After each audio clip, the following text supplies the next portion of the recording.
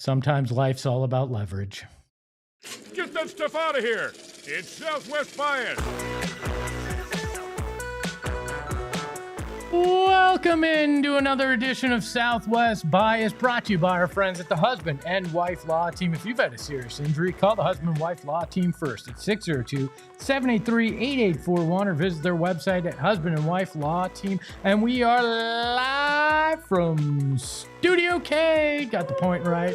Woo! Brought to you by our friends at Circle K. Become a member of the Inner Circle today by downloading the Circle K app. I don't know why I'm so excited, because what we're talking about isn't exactly an exciting subject. We all got our hopes up last night. We all bought into potential, which is always a dangerous thing to do. We all heard when Tom Pelissero tweeted it out that Robert Saleh was going to be making his in-person interview today in Arizona with the Cardinals at their Tempe facility. Unfortunately, it appears that was all about leverage, because Saleh never actually left Tennessee. That's right. He became the Titans head coach before he ever took that second interview with the Cardinals. The Cardinals became the only team in the NFL this year to lose to the Titans twice. That's right. Twice. I'm not sure that I would feel that Tennessee is the better coaching destination in terms of the talent outside of having a quarterback on the roster, but Robert Saleh sure did. And I know some fans are like, well, he sucked with the Jets. A lot of guys have sucked with the Jets. He also turned a defense around that had players that were injured at an alarming level in San Francisco, had one of the top defenses for multiple years in a division that is extremely difficult to play in. And he decided that Tennessee was where he could go and have success. The Cardinals' reputation precedes them. This is, again, a black eye. I know some people don't want to look at it that way, and it's just like, oh, well, okay, it's not a big deal. Some people will say, oh, well, they never could have got him anyways. Isn't that just as big of a problem? If you could never have gotten him anyways, but then he's using you as leverage in his contract negotiations with Tennessee, his agent going, yeah, he's going to the Cardinals tomorrow if they let him leave the facility, and he strikes a deal. You have been used as leverage for Andy Reid, for Sean Payton, for Robert Saleh. The list is a long list of how you've been used. Harbaugh wanted nothing more than a call. Saleh wants to use you as leverage. And you look at it, and it makes me wonder, will any of these NFC West candidates truly take you seriously? Is Saleh kind of the canary in the coal mine to show you that these NFC West coaches have had enough of a front row seat to your organization and playing you multiple times a year to go, not comfortable with that. I don't want to put my future in the hands of that organization. When you think about it for Robert Saleh, you go, okay, this is probably his last shot to be a head coach in the NFL. And maybe that factor was a huge one as to why he didn't want to put his livelihood, his future career success in the hands of this organization. And will Clint Kubiak do that? Do one of these guys, the musical chairs, the music ends, there's only one chair left and it's the Cardinals. Will they take it, or do some of these guys go back to be coordinators with the teams they're with? Clint Kubiak could be on his way to the Super Bowl with the Seahawks. Does Does he really want to then turn around and make it happen here? Try to make it happen here? Maybe. I'm starting to question whether he will. LaFleur? I don't know. Do I really want to leave the comfort of Sean McVay to come to Arizona and potentially Cliff Kingsbury my career? I'm starting to look at this and really wonder how this is going to play out and how you're going to salvage any of it at any point. They did good news, and I think you'll appreciate that. They did get an interview with the Bills coach. Unfortunately, it's not Sean McDermott. They actually got one with Joe Brady, the offensive coordinator, today. Their first interview with him. I guess, I guess that's something. We'll see. Some people really like him. I go, if you're going to give Sean McDermott a hard time for not winning, with Josh Allen, how are you going to give their offensive coordinator a pass if that's your biggest problem with the potential of hiring Sean McDermott? And Brady's up for the Bills job, rumors. So is this leverage again with the Cardinals? Are the Cardinals just being used again as hey, we're going to interview there. So if you want us, Buffalo, you better act fast.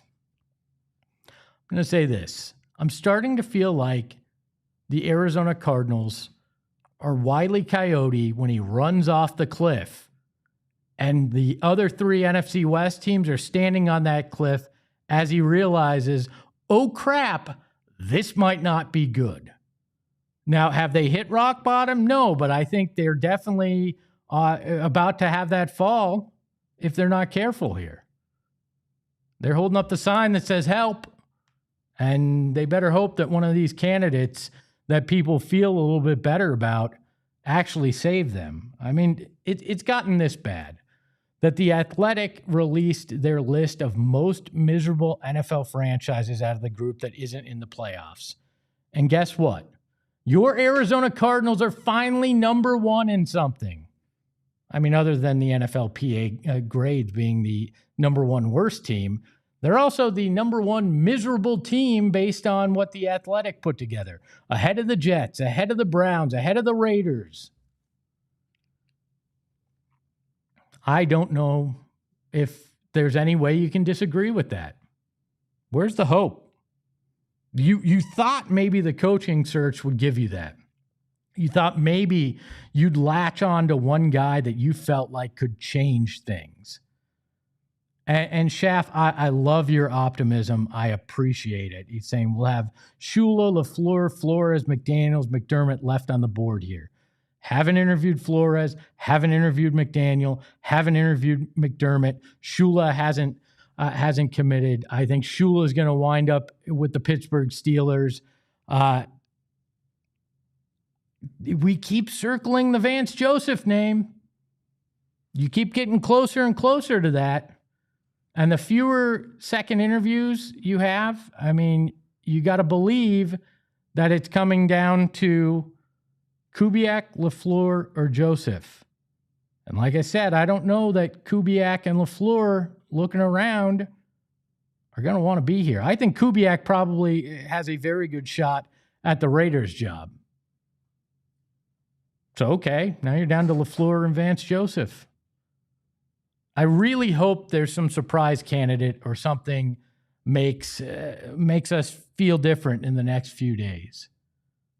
There's some news that we go, okay, fine, there is a plan. We've seen something, and I hope that is the case. I don't know that it will be. Schaff says Mike McCarthy is my guest for the Steelers. If you look at their pattern of coaching hires, they hire young guys, defensive-minded, that can be around for a very long time. And they've had extreme success with that. 3 coaches since 1969. I just do not see the Steelers bucking their trend for that. So I hope I'm wrong with the Vance Joseph name. We talked about it. You can go back and watch yesterday's show to hear how passionately I am against that idea. And again, it's not that Vance Joseph is a bad guy, but it feels like he's the safety blanket here for Michael Bidwill. And I'll give Michael Bidwill a monicum of credit. He's not his father. Things have been better, but they're still not good. And this franchise and the fans, like I've been saying, deserve good, if not great. I'll settle for average right now, but they deserve better. And if Vance Joseph is the name, you are going to lose a lot of lifelong Cardinals fans. I had one guy that said, I've been a fan since St. Louis days, and I'm done if that's who they hire. I've had a guy that told me he and his father had been watching this team since they arrived in the Valley. Very much like my story, that they even had tickets at one point and that they had suffered through everything. And last year, for the first time, they didn't watch every game together. In fact, he said his dad watched like 4 games and he didn't have much more appetite for that. That's a problem. You're losing lifelong fans. Guys like me that remember the Sun Devil Stadium metal bleacher days and getting your teeth kicked in and stuck around, even though we were one of 25,000 people in that stadium surrounded by, thousands of opponents' fans or nobody else in the stadium. We stuck by it, but at some point, there is a breaking point for fans. We can't take it anymore.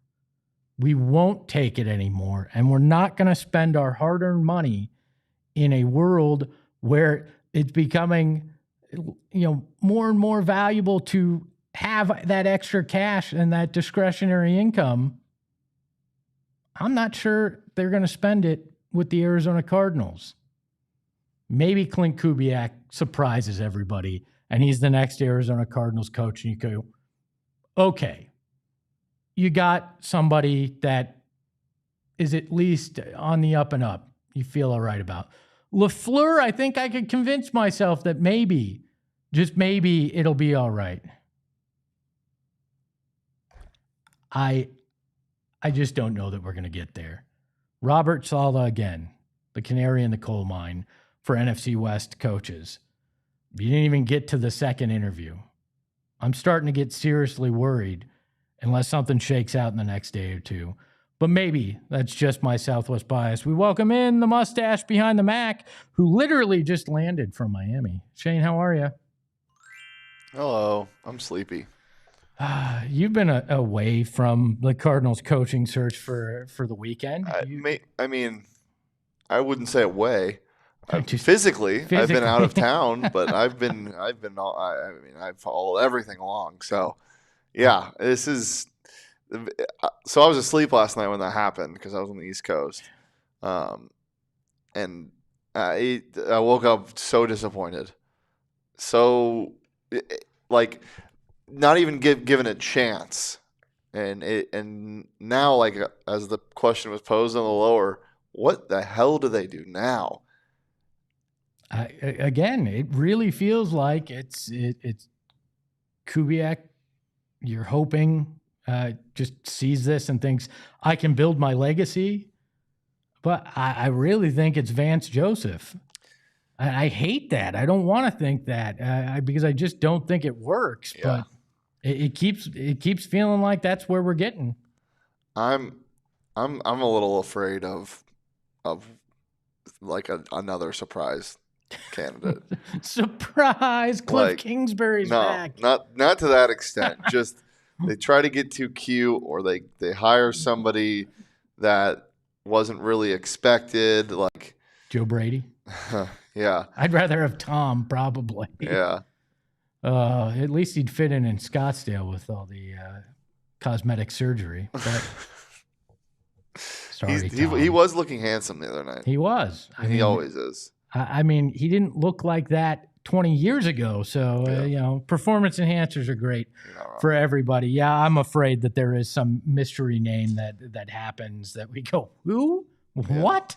You did what now? So if it isn't Kubiak or LaFleur, the two young, sexy names that are the offensive-minded guys. Is LaFleur that sexy, or have we just convinced ourselves that a LA 5 is an Arizona Cardinals 10 at this point? I mean, yes, but the McVay coaching tree has seen success. Moving on, I don't know. I think those two are your best options. Yeah, I mean, they if definitely are at this point. So if not those two, one of them's going to be open on Sunday. One of them's going to be ready to take a call on Sunday. If not those two, what do you do? Like, how is Vance really going to be that bad? Well, I mean, okay. Bo in the green room is shaking his head yes. Okay, I'm sorry if it's like getting to 2 a.m. at the bar and you're just desperate, like you're not willing to accept that having no one is better than anyone. Well, you can't go into a season. I mean, you could go into a season without a head coach, I guess. I mean, that would definitely be a maybe sharp that's what they turn. do. Just a coaching by committee. Yeah, maybe Bidwell player. Yeah, perfect. Monty and Bidwell just coach the damn thing. Can be like save money. Can be like Euphoria, where there's a different director for each episode. Different head coach each game. Try something new. Just like Euphoria, somebody's getting screwed in this situation too. So let's be honest. Big thank you to the bias in the chat for being here. Hit that like button. Almost 200 of you in here. I'm going to give you a like goal of 75 today. I want to see it happen. Make it happen. A big hello to Mr. Cardinal, who wants him to go talk to Ron Rivera, David, Deborah, my wife Tracy, Mars, everybody in the chat. Appreciate you being here. It is a pleasure to talk Cardinals with you, even if it's painful. On the other side of halftime, we're going to bring in the better looking of the PHNX Cardinals guys, Bo Brack, to talk about this situation even more.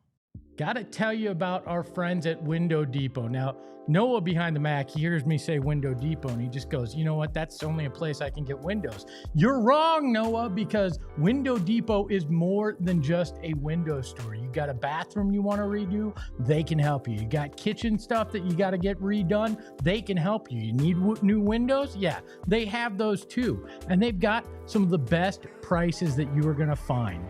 Contractors love them, but everyday people love going there too to get what they need to remodel their home. The holidays are over. You got no more guests hanging around. You got no more excuses. It's time to start that project that you've been waiting for. And that's what Window Depot can help you do. They've got designers that will help you design your bathroom, your kitchen for free. That's how great this is. They got 7 Valley locations. So visit them at windowdepot.com and get started on your next project today. And the husband and wife law team. Look, I joke around on this program a lot, but there is nothing funny about serious injuries that happen from accidents. And when you have that happen, you have to do the research to find the right lawyer. I didn't do that. I've told you that story, and I paid the price for it. But if you do it, you're going to find out the husband and wife law team is where you should go, because Mark and Alexis Breyer have called the Valley home, and they want to help you get the best result from your case. And they're prepared to go to trial if they need to, because they are part of the 1% of lawyers in the Valley that are certified by the Arizona State Bar in serious injury and accident lawyers and wrongful death as well. So whatever the case is, they can help you out, and they are prepared to do what is necessary. So if you've had a serious injury, call the husband and wife law team first at 602-783-8841, or visit their website at the link in your show notes and tell them PHNX sent you. Bo, how are you? Bo Brack, PHNX Cardinals, here to try to make me feel better? Is that what you're going to do, or are we just going to wallow in our misery here? No, let's take some medicine this morning. I think you got a little reckless yesterday and maybe spiking the football on what we thought was going to be at least an in-person interview today with Robert Saleh, and then in the late hours of last night, 10:30, Robert Saleh became the next head coach of the Tennessee Titans, and the Arizona Cardinals are kind of left picking up the pieces. And we're like, where do they go from here? But the biggest thing right now, Espo, and I know you've talked about it, Johnny Venerable's feverishly tweeting about it, is just the narrative that's surrounding this team. it only amplifies it right now. Are they willing to do what it takes to back up their comments nearly, 2 weeks ago on Black Monday when they pivoted off Jonathan Gannon, that they're frustrated and they want to win? They got to find the guy that's going to provide the direction for that. And right now you're looking at the remaining candidates and you're saying, who's going to do that? Robert Saleh was the latest. Can they kind of reconjure? Can they maybe bump off of this momentum a little bit and find somebody other than who we've talked about a lot, Vance Joseph? Is Robert Saleh the canary in the coal mine? I said that in the opening segment about how these other NFC West candidates are going to treat this team. No, I don't think so. I mean, I think Robert Saleh, he was willing to get here. I know it was more of a leverage play than a serious interview that he was, willing to take, but he's putting it on his schedule. I think that the Cardinals, and according to Albert Breer, they're infatuated with the Rams coordinators, and I think that they probably have more limited options than Robert Saleh, who, could have gone back and taken the DC job with the 49ers and then re-entered the coaching carousel next season, where I think these guys, they got to strike while the iron's hot, especially LaFleur, a guy that's not even the main play caller there under Sean McVay. Like, I think he doesn't have as many options as Robert Saleh was going to have this offseason, and doesn't have the ability to be picky. So, one of 32, I think that's in play with a guy like LaFleur. So, no, I don't think that this is a massive red flag, but it's also, it is a reality check, like of how this job and where it is prioritized in this coaching circle. Yeah, I mean, our friend Schaff in the chat has been positive. I'll give him that, and saying don't panic. There's 8 good candidates for 6 coaching slots left.